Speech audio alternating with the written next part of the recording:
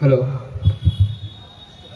উপস্থিত সভাপতি, উপস্থিত মঞ্চে রাজ্য নেতৃত্ব, যারা শুনছেন আমাদের কথা, তাদের সবার উদ্দেশ্যে আমরা যারা জলপাইগুড়ি জেলায় যুব আন্দোলন করছি, আপনারা জানেন জলপাইগুড়ি জেলা তেভাগার জেলা। জলপাইগুড়ির মাটি তেভাগার লড়াইয়ের মাটি। জলপাইগুড়িতে বহু শ্রমিক আন্দোলন, কৃষক আন্দোলন, যুব আন্দোলন, ছাত্র আন্দোলনের অন্যতম ভূমি হচ্ছে জলপাইগুড়ি জেলা। সেই জলপাইগুড়ি জেলায় আমরা যখন যুব আন্দোলন করছি, আমরা দেখতে পাচ্ছি একদিকে যেমন বিচ্ছিন্নতাবাদী শক্তি, আরেকদিকে সাম্প্রদায়িক শক্তি, তারা জলপাইগুড়ি জেলাকে সুপরিকল্পনা করে বিভাজনের রাজনীতি করবার চেষ্টা করছে। আমরা বলতে চাই, আমরা জলপাইগুড়িতে যারা যুব আন্দোলন করছি, এই জলপাইগুড়ি জেলায় কোনো রাজনৈতিক দলের নেতা কর্মী বিচ্ছিন্নতাবাদী লড়াই করতে গিয়ে শহীদ হয়েছেন কি আমরা প্রশ্ন করতে চাই। এই জেলাতে যে রক্ত দিয়েছি, সেই রক্ত আমাদের বামপন্থী মানুষরা দিয়েছেন।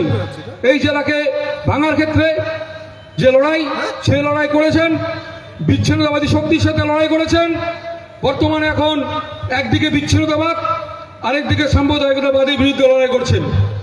আমরা দেখতে পাচ্ছি যখন একদিকে কেন্দ্রে বিজেপি সরকার, আরেকদিকে তৃণমূল সরকার, দু সরকার চলছে। একদিকে মানুষকে বোকা বানানো হচ্ছে, আরেকদিকে মানুষের মধ্যে পরিকল্পনা করে সাম্প্রদায়িক বীজ মানুষের মনের ভিতরে বপন করা হচ্ছে। আমরা বলতে চাই যে বেকারের কাজ, বেকারের যে প্রতিদিন যারা স্থায়ী সম্মানজনক কাজ পাচ্ছে না, যারা প্রতিদিন কন্ট্রাক্ট বেস কাজ করছেন, যারা ডেলি ওয়েজে কাজ করছেন, যারা বাধ্য হচ্ছেন ছোট ছোট দোকানে কাজ করতে, সে তো সেই বাড়ির ছেলে MA BA পাস, চাকরি নেই আমাদের রাজ্যে। শুধু রাজ্যে চাকরি কি, গোটা ভারতবর্ষের যেদিকে যাচ্ছে অর্থনৈতিক অবস্থা, আগামী দিন আরো ভয়ঙ্কর আসছে। সেই লড়াই আমরা লড়ছি।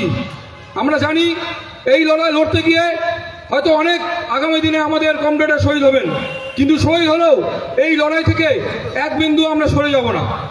তার কারণ মানুষের রুটি রুজি লড়াই, এই লড়াই আমাদের লড়তে হবে।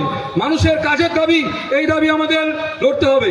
পাশাপাশি আমাদের জলপাইগুড়ি যেমন জেলাতে মানুষের সাংস্কৃতিক যে অবক্ষয়, যে সংস্কৃতির জেলা, আমাদের জেলা বিভিন্ন ভাষা, বিভিন্ন জাতি, বিভিন্ন ধর্মের মানুষ বসবাস করেন, তাদের যে লড়াই, সেই লড়াইকে আমরা আগামী দিনে এগিয়ে নিয়ে যাব। তার কারণ একমাত্র যুব সংগঠন, যে যুব সংগঠন বুক চিতিয়ে লড়াই করছে গোটা সামনের সারিতে এই রাজ্যের বুকে দাঁড়িয়ে, আমরা গর্ববোধ করি যে এরকম একটা যুব সংগঠনের আমরা কর্মী। আগামী দিন যাতে এই লড়াইকে আরো এগিয়ে নিয়ে যেতে পারি, তার জন্য আজকে আমাদের দুদিনব্যাপী আমাদের সম্মেলনের কাজ চলবে। আগামী নেতৃত্ব তৈরি হবে, তাহলে কি আগামী নেতৃত্ব আরো যুব সংগঠনকে দৃঢ়ভাবে এগিয়ে নিয়ে যাবেন। এইটুকু কথা বলে আমি আমার বক্তব্য শেষ করছি। ইনকলাব জিন্দাবাদ, DIFR।